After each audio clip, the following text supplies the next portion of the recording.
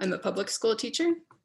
I'm in the United States, and I'm located in Chicago, so I'm going to enter a zip code nearby. And then find my school. I can start typing the name of my school, or I can scroll down the list to select it. So I select my school and click Next. And then I confirm whether or not there are any administrators at my school. Most schools are not going to have an administrator, but there are a couple of districts on Checkology for which there are administrators. And if you belong to one of those schools or districts, you'll see their name listed right here. You acknowledge their administrator status, and then you click Next. And then you create your class. So this already showed up for me because I already have an account on Checkology. Once you create your account, the first thing you'll see is this dashboard here with an add class option. There's a lot that Checkology has to offer. But before we dig deep into that, we'll go through the process of adding a class and adding students. I see there are some questions in the Q&A, so I'm going to pull those up real quick. One moment.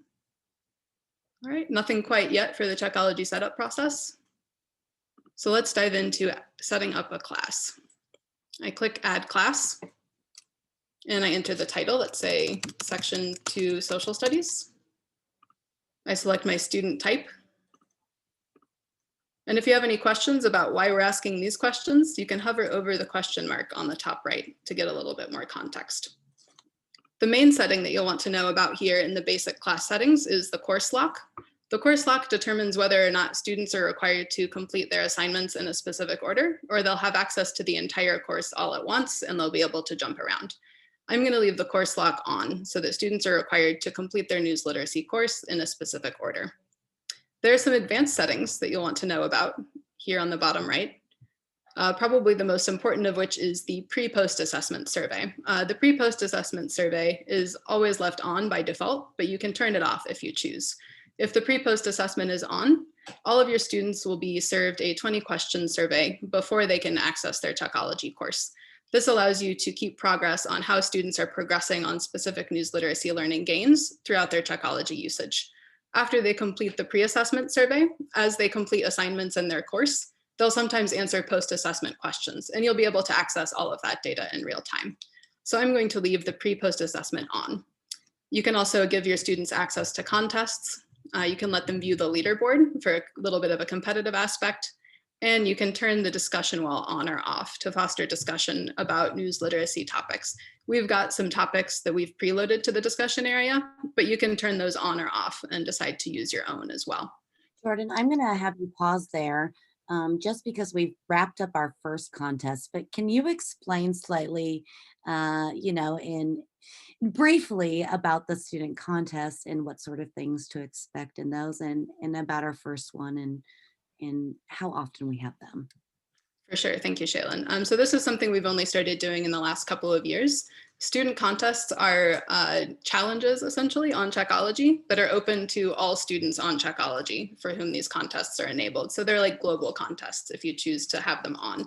So the contest that just ended was called Break Out of Your Bubble, and it asks students to find a standards-based news article to outline what the standards that that news article met were, and then to reflect on how that article made them feel about their own thoughts about the 2020 election. So they were to choose an article that was about the election and then reflect on whether or not they changed their mind about anything because of the article.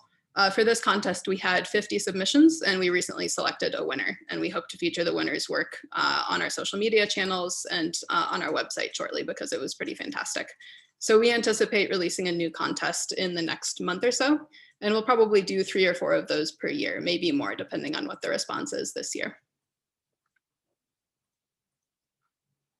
All right, so in addition to the contests and the pre-post assessment, if you have other colleagues that are educators within your school, they'll appear here under co-teachers. There'll be a list of them.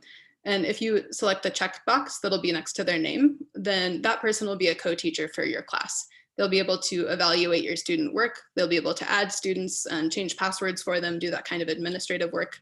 And they'll see access to your class on their dashboard. You can uncheck the box by their name at any point to remove them as a co-teacher. And you can also do your lessons in one-to-many mode. You might know this as live mode as well. If you select one-to-many mode for a lesson, then when you use the lesson in class, you will be projecting the lesson video for students, but they'll be answering questions from the lesson on their own individual devices. This is really great for remote learning because it allows you to have a synchronous class via Zoom and watch the video together without having to have each student load the video on their own device, having issues with audio, etc. So that's something to pay attention to if you're in a remote or a hybrid situation. And again, you can learn more by hovering over the question mark on the top right. So now that I have set up my class the way I'd like to, I'm going to click Create Class. And before I go on to student self-registration, I just wanted to point out that you can find all of this information at any time in your Checkology usage by clicking the Help button on the bottom right. Here, you can watch a tutorial on that class setup process. You can take a tour of your account. You can check out some other resources and activities, and you can head to our Help Center where you can contact Kim via email, chat, or phone to get a quick response to your question. Jordan, this is a good question. Oh, Kim, go ahead. I think we were going to say the same thing. Kim, I'll let you. I think we were. We do have a question that I was going to jump in with. Is the leaderboard visible to all of the students or just the teacher? The leaderboard will be visible to all students if you enable it to be in the advanced settings. So right now it's off, which means that students don't have any information about how their peers are doing, only you do. But if you turn it on, then students will see the leaderboard in an area of their profile called the locker. Thank you, Kim. Let us know if you have any further questions about the leaderboard in the Q&A or the chat. So now that I've set up my class, I'm going to head back to my dashboard. And you can see that I'm prompted to do two other things. I can go back and edit those class settings if I'd want to. I can manage my students, or I can assign a course. So I can either assign a course or manage my students in whatever order I'd like to. First, I'm going to add my students. This is the Add Students module. You can see that the purple side on the left side is a lot larger, and that's because we think that it's the most popular way for students to register, and it's also the easiest way. This is called student self-registration. One of the reasons it's the most popular way to add students to your Checkology classes is that if students self-register, they can link their Clever account or their Google account.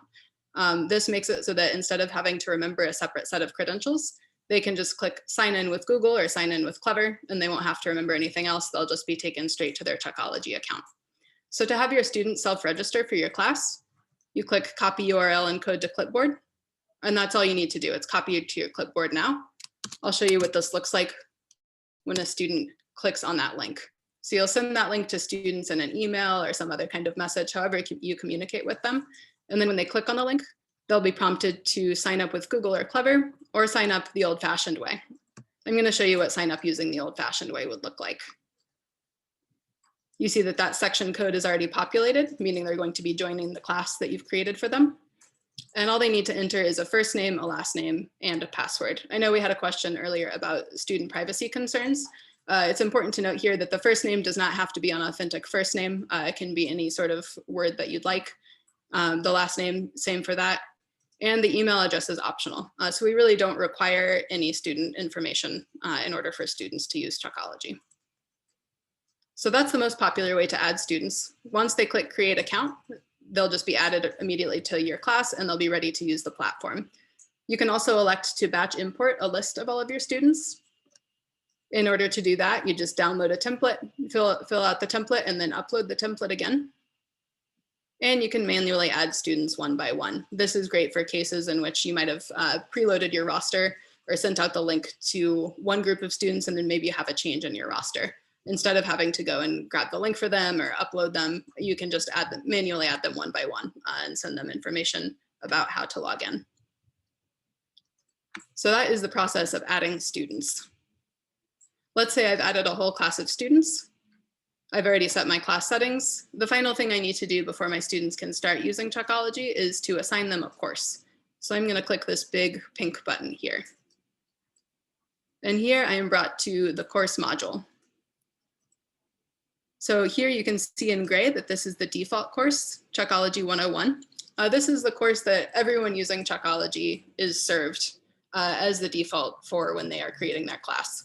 You can choose to use this default course. You can select another preset course from NLP, or you can just build a course totally from scratch. So I'll show you how to do each of those things. So we see that in Checkology 101, students complete 6 lessons and 4 supplementary activities. I'm going to preview the course. I'm going to bump in here really quick with a question. Thank you. Amber is asking if we already have started a class, can we change it to the one-to-many mode later on? Absolutely. Yeah, that class setting can be changed at any time. Awesome. It's a good question.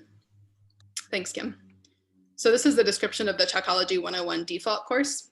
For every preset course that NLP creates, you'll see this type of description. So you can read a general overview of the course, the highlights and the learning objectives from the course, and you can see a list of all of the news literacy content that is available in that course. So we have a lesson called Info Zones. We can see it's a full news literacy lesson based on this label here. Then we have an exercise, which helps students practice the skills that they learn in a lesson, located below. And that's in green text underneath the lesson. See 3 more lessons here. And then a check center mission, which is a fact-checking mission for which students can use what we call the check center as a supplement. We'll get into that a little bit later. But those are 3 of the 4 types of content that can be assigned on Checkology.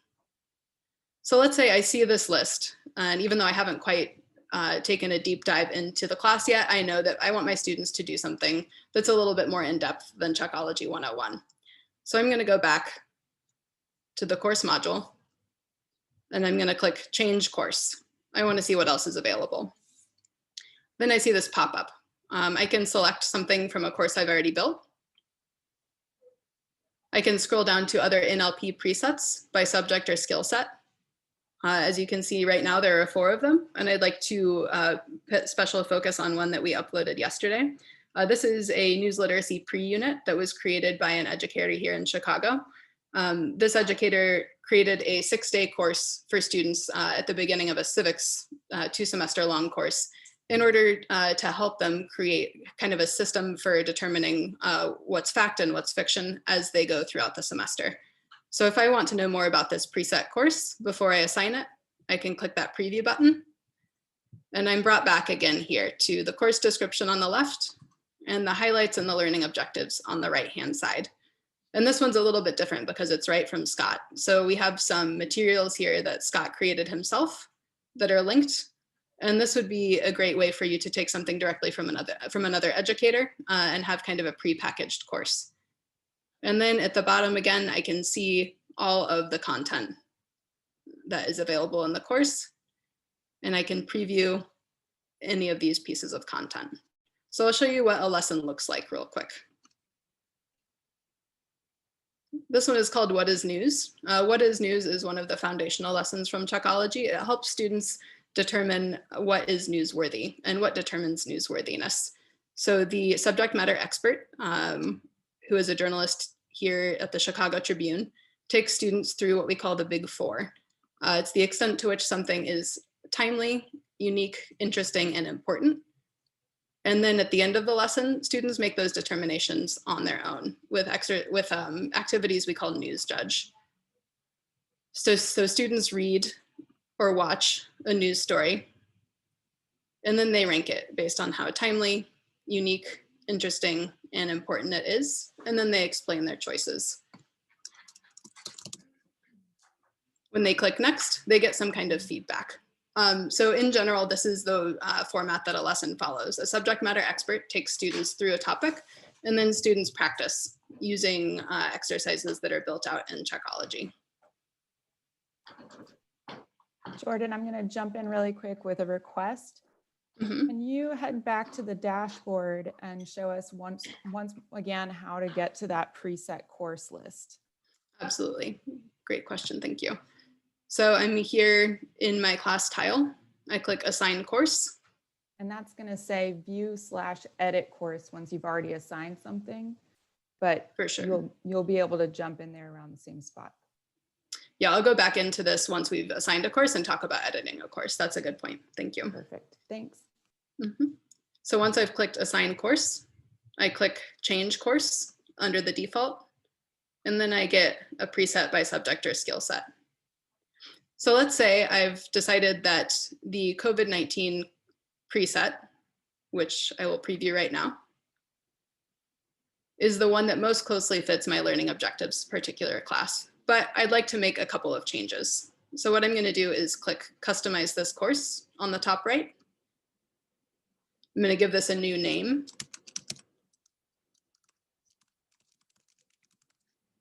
Click Save. And then I'm brought to the builder. So this is really where the nitty-gritty of creating your course happens. If you don't want to use the default course, and if you don't want to use a preset course from NLP as it stands, then you're brought here to the course builder, which is where you can completely customize a course for your students. And keep in mind that you can do this course customization at any point throughout your usage of Checkology with students. So if you start Checkology using this course with the 15 items as is, and you find that they need more practice or they need fewer lessons, then you can come here on this right-hand side and remove content or add content as you see fit. So here on the left-hand side is where you're going to be dragging content from. It's called the content library, and it's divided into 3 different sections. So as we briefly touched on before, there are 13 core lessons, and those are marked in pink. And you'll find those under the Learn tab. I'm going to close the Learn tab, and you'll see the Practice and Extend tab. These are the extension activities offer in conjunction with the 13 core lessons. So usually I would want to insert an exercise for info zones right after the info zones lesson. But if I'd like to remind students later on in the course to practice their skills zoning information into news, opinion, propaganda, etc., then maybe I would want to put it later on in the course. So I can drag and drop it. We also have challenges on Checkology. These are a little bit different from exercises because they don't repeat assessments that students already saw in their course, or sorry, in their core lesson. They kind of build on skills that students already saw, but they're a little bit shorter than lessons, and they tend to be a little bit creative. For example, the Watergate challenge asks students to create their own shareable about the Watergate scandal and the investigative reporting that followed. And again, you can preview all of these by clicking the preview button from within this course builder. And finally, under Practice and Extend, we have Fact Check. These are fact-checking missions that students use to engage with their digital verification skills and to get to the bottom of a piece of information that they might have found online. We know that this is a really common topic right now, that students often see things on social media and they take them as fact. These fact-checking missions are probably the best tool that we have on Checkology to ask students to stop when they see a piece of information on social media and take steps to really get to the bottom of what's going on with that piece of information. So again, I can drag and drop to insert this into my course. I can rearrange any way that I see fit. And the course is already saved. You can confirm this by scrolling down and making sure that this little circle has turned green, but the changes have saved. And this course is already assigned to my students. So when I click back onto the dashboard, you can see that this class tile is already full. I'm not being prompted to assign a course anymore. My students hypothetically have already joined the class, and I'm ready to start using Checkology with them. So I'm going to go back to that course list one more time to make sure that it's easy to navigate there. So if I'd like to edit my course in any way while using Checkology, I click View Edit Course on my class tile. I'm brought to this course module, and I can completely change the course to something else. I can build my own course from scratch.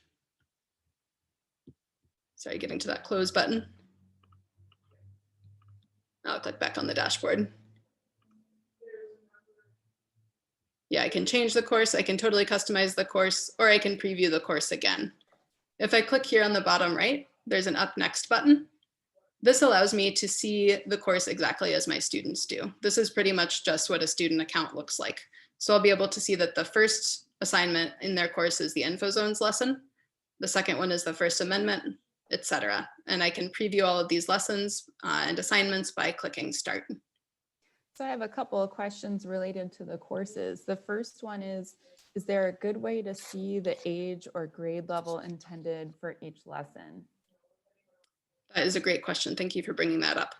So for most assignments, you'll see a difficulty bar here on the top. If you hover over it, you'll see the recommended grade levels and maybe some other notes as well. So here you'll note that we said it's for middle school, high school, and higher education, but we noted that it's a reading intensive lesson. If I scroll over misinformation, I see just that it's meant for middle school, high school, and higher education. If you'd like to dive deeper into each of these lessons, we do have a collection of detailed lesson guides that I'd like to show you. To access them, you can do this from a couple places in your Checkology account, but probably the easiest is this help button on the bottom right.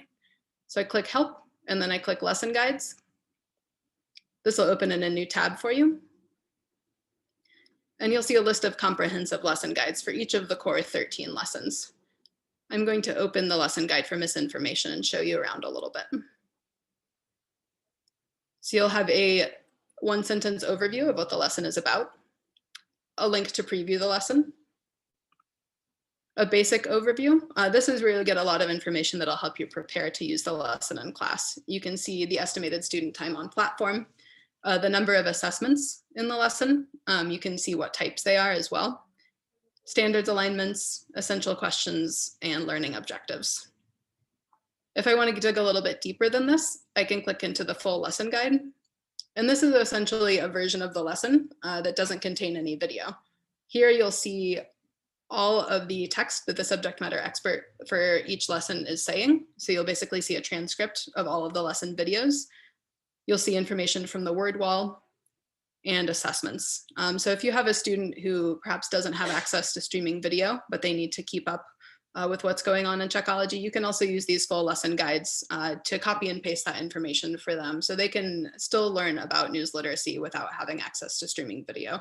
But these full lesson guides primarily are meant to help you be able to prepare to use the lesson in class and to be able to quickly reference a question that a student might have about their lesson without having to go through the lesson on your own one more time. Great. So the second question, and also related to courses, once you add a course, can you then remove it from a class? So you can't technically remove a course, but what you can do is change or edit the course to the extent that it's essentially a different course as it stands. So let's say this COVID-19 edited course, I've decided, oh man, this was totally the wrong course assigned to my students. It needs to be in a different order. I'd like to use totally different assignments. What I can do is click change course.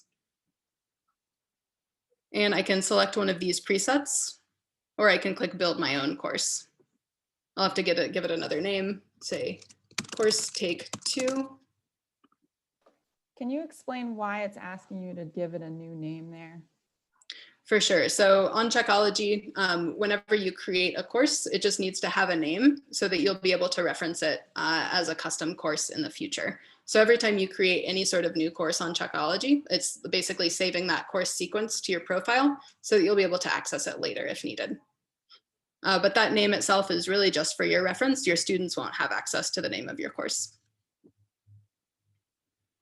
So now that I've selected build a course from within my class, I'm brought to this course library, and you can see that the course is totally fresh on the right-hand side. So I'm essentially starting from scratch all over again. So while I can't necessarily remove an old course, I can replace it by clicking build a new course. Let me go through that path one more time so that it's clear. From the dashboard, I click view edit course. I decide that I want to trash the course that I've already assigned to my students, so I click change course. And then I click build my own course and get started. It is important to note that if you do remove assignments that students have already started working on or they've already completed, you won't have access to information about that completed work anymore. Students will maintain the points that they earn while going through these Checkology assignments, but you won't be able to see how many they got right on those assignments anymore. If you then decide to put that assignment back into their course, then you'll have access to that work one more time. So really, you can't go wrong here in the course builder. If you decide to add or remove something, you feel like you've made a mistake in your course, you can always just edit the course and things will go back to how you need them to be, and you'll have access to your students' work. Any more questions about the course? All right, well, we have a couple more minutes, so I wanted to bring your attention to one really awesome feature on Checkology, of which there are quite a few. But perhaps the most exciting one right now is the journalist directory. So every educator on Checkology has access to this. You just need to click the journalist tab in your account. And you'll be prompted to schedule a classroom connection. We imagine mostly this would be online with one of over 100 journalist volunteers. We know that this has been a fairly popular option over the last couple of weeks when it comes to helping demystify coverage of the election, because we have quite a few national political reporters here in this journalist directory that are excited to speak to you and your students about a topic essentially of your choosing. So to filter through these over 100 journalists, you can search by their zip code if you're interested in speaking to someone who might have some kind of regional expertise, or you can filter by their areas of expertise, their languages spoken, etc. So I'm going to filter by a journalist with national political experience, and I can see that there are 40 journalists here. So I can scroll through and find someone whose description speaks out to me. Let's say Paul Cox. I can see their work experience, their areas of expertise, and some links to their work. And then I can invite them to come speak to my class. So I click Invite Paul. I fill in these fields here. I tell them a little bit about what I'm envisioning for this classroom connection with them, anything else that you think is relevant to share with them. And then you and the journalist coordinate the visit offline. We found so far that journalists and educators have mostly been speaking via Zoom, and it'll mostly be with one class. So one teacher, one journalist, and a class of students having a conversation about a particular theme in national politics, especially these days. We're really excited about the opportunity for educators to make these connections with journalists, because a lot of these journalists are truly excited for these conversations to happen. All right, so it is. Oh, sorry, can I jump in with a journalist question? Yes, please. So if you have contacted a journalist and you haven't heard back from them yet, can you delete the old request so that you can initiate a new one? So that old request should trigger a little pop-up about 2 weeks in, and it should ask you, have you heard back from this person? And at that point, you should be able to click no. And then the request is basically considered old and you can reach out to someone else. But you're welcome to reach out to folks even if you haven't heard back, after a couple of days. So you can send out a couple of requests to different journalists, see who responds to you first, and then if someone else gets back to you later, that's okay. You can either arrange a separate classroom connection with them, or you can say thanks for your time, but we've already scheduled a classroom connection with someone else. Awesome, thank you. Of course. So I think this next question is also about the journalist directory. Can you send us the form in a Word document so I can create a poll for my class? I would love to have them have input on what the speaker would like, what we should ask the speaker to talk about. So that form, I think, is the one that when you click on a journalist, then a journalist directory. Is that what you're referring to, Sherry? Or maybe this one.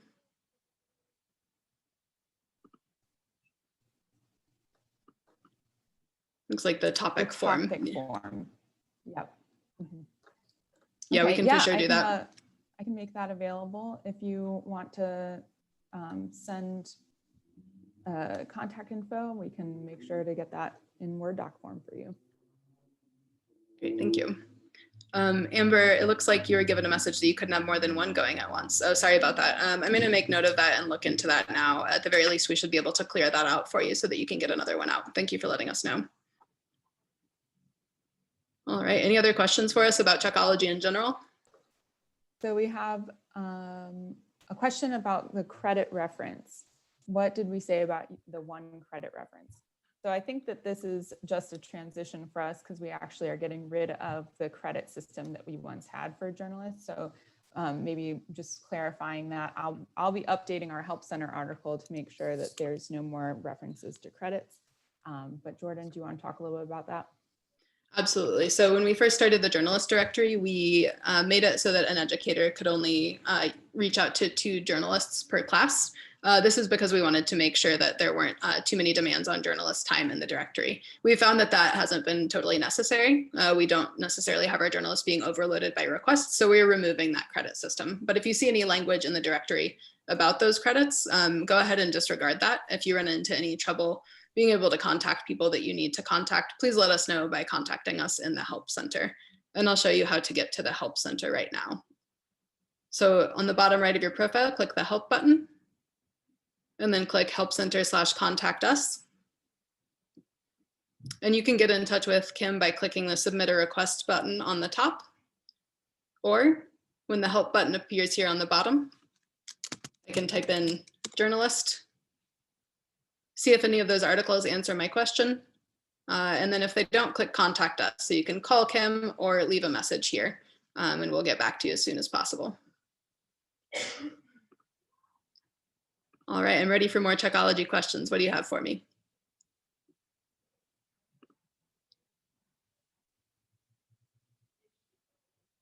Oh, thanks, Sherry. I appreciate it. And thanks for using Checkology for so many years. We're glad you're back this year. Question for you, Jordan. I know it's come up before. When you create these courses, the ones that you've shared, is there a way that schools and districts can do this and share with each other, or how does that work for those courses that they want to share with other people? For sure. So if you are a curriculum specialist, or you're an administrator, or you're an educator who's simply reaching out to colleagues and helping them get started on Checkology, what we can do is create an administrator account for you. And from within that administrator account, you can create courses that will appear for everyone in your school or district. So let's say you have a couple of colleagues who would love to use 3 or 4 lessons on Checkology, but maybe they're too overwhelmed, or they have other restrictions that are preventing them from logging into Checkology and going through that course setup process. We can get you set up with that admin account so that when your colleagues log into Checkology and they click View Edit Course, or they click Assign a Course, once they get to that preset course list, they'll see courses that you create there. So I could say, got to high school, that's a high school in my area. I got to high school ELA, 12th grade, and that could be the name of the course. And then that would become available for everybody in my building here. So they can just click Assign. And then the course is assigned to their class, and they don't need to worry about going through the process, making decisions on their own. They can know that the course has been created and vetted by you, and that they can go to you for any assistance. Shaylin, was there anything else there that you think I missed? I think another question that frequently comes up is what is at the very beginning, there's different single sign-on options, Google account, Clever, Schoology. What does that mean directly for single sign-on? Gotcha, thank you. So single sign-on on Checkology is a feature that is meant to to make the process of signing on to Checkology much easier. So it prevents students from having to remember a separate set of Checkology credentials. I'm gonna log out and show you what the login screen looks like. So after you create your educator account, our students create their student accounts, you're all gonna go to the same login page, which is here with the login button on the top right. If you've created your account via Google or Clever, then all you need to do is click sign in with Google or sign in with Clever, and you'll be brought directly to your Checkology account. If you signed up the old-fashioned way with an email address and a password, then you'll just need to remember that email address and password and type them in here. But if you, like me, use browser plugins and extensions, then you'll probably be able to just have that information saved in a list. So we tend to find that sign in with Google is the most popular option, especially for students, but we have plenty of people who create their accounts the old-fashioned way still as well. Fantastic. One other question, Jordan, I know people are dying to know. What is the new lesson coming after the— Oh yeah, I forgot. I got so into the nitty-gritty. So on December 15th, we're launching a new lesson called Conspiratorial Thinking. It's a 2-part lesson. The first part is about conspiracy theories themselves, and the second part of the lesson is about the habits of thinking that get us into believing conspiracy theories, essentially. And we are focusing on COVID-19 conspiracy theories in this lesson. So we're really excited for this lesson to debut, and we hope that it'll be really useful for you and your students. We know that it's a huge topic in news literacy right now, kind of under the question of how do we know what to believe? Wonderful. So we have a question about administrator accounts. Who do we contact to create an administrator account? Absolutely. So I will type the answer in here so you have the email address, but you will contact us, specifically Shaylin, at checkologyinfo@newslit.org. And just let us know what your role is in your building, how many educators and students you anticipate might use Checkology, and we'll get back to you and make sure to get that administrator account set up for you. We have some Help Center resources available for you with the admin accounts as well. Thank you, Jordan, for putting that in there. I also want to mention, because I know Mary has brought this up, and I think that Gretchen also referenced it earlier. If you're in a district who needs paperwork filled out on COPA, SIPA, FERPA compliance, student data privacy, you can send it to me, that same address as well, and our team will handle all of that for you. So same address that Jordan just put in there to make administration accounts. You can also send any specific needs as far as student data privacy to that address as well. Great, thank you, Shaylin. Lisa, thank you for the compliments. I'm glad that the SIFT has been an easy integration into Checkology usage as well. And thank you, Mary. All right, well, I'm going to stick around for another couple of minutes. I have Checkology open and I'm happy to take you through anything that you'd like to see again, answer any further questions.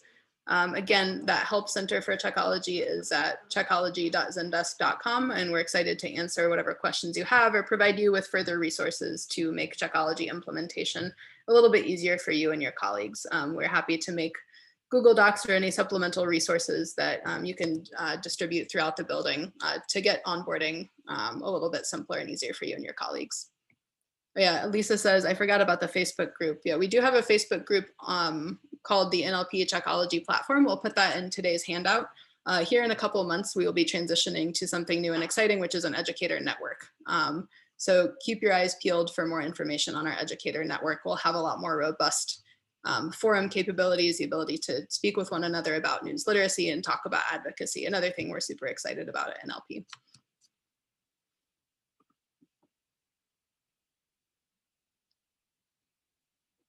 All right, we've got one from Mary. I'm still getting the hang of evaluating student work. Any tips on how to on-ramp with that? Thank you for asking that. So that is probably the part of Checkology that tends to be more confusing than other parts of Checkology. So for that reason, Kim has created an excellent set of resources here in our Help Center for assisting with evaluation. So come to checkology.zendesk.com, or you can simply Google Checkology Help and then click for educators. And then if you scroll to the bottom, you'll see a section on reviewing assignments. And I recommend going through these articles one by one. If you click into understanding points in Checkology, you'll see a video about points and a couple of screenshots. And then you'll learn about locating student work for review. This is a video that is about the entire evaluation process in addition to locating student work for review. So I recommend watching that as well. And then going through these one by one. I imagine that going through these Help Center resources under reviewing assignments would take about 10 to 20 minutes. And I think that would give you a lot more in-depth grasp about how to evaluate on Checkology. And thank you for your patience in advance with getting used to the reviewing process on Checkology. Is an assessment always the stepchild? Don't we know it? I'll post the link to this here in the Q&A. I've popped it into our handout today as well. Thanks, Kim. We are also always looking for feedback on Checkology and how to improve it. So as you go through these Help Center articles, Mary, or as you go through the process of evaluating on Checkology, if you have any resources for us to help improve it, we would love to know. Maybe there's a tool that you use that you think is a little bit more intuitive than Checkology, or you notice something that could work better for you, please get in touch with us and let us know, and we'll make sure to take that into account. Thank you, Mary, and thanks, Lisa.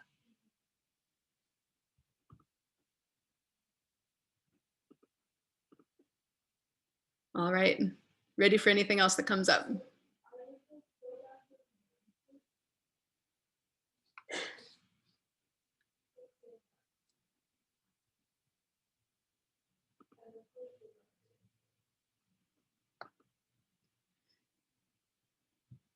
All right, so I'll probably stick around for another 3 minutes or so since we're already over time. Thank you so much for choosing to spend part of your day with us and for getting ready to use Checkology, or for having used it for a while in the case of Sherry. We really appreciate you being here and teaching news literacy.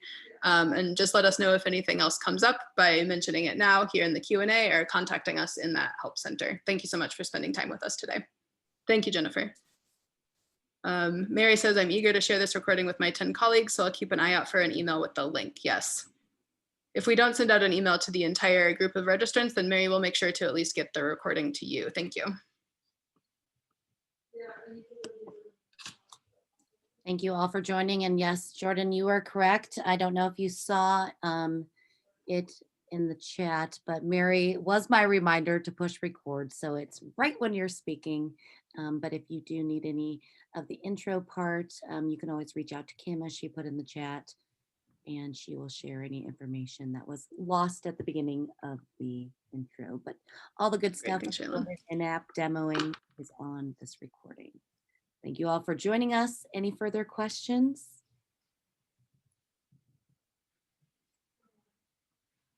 Not seeing any. Kim, Jordan, seeing any questions? Don't think so.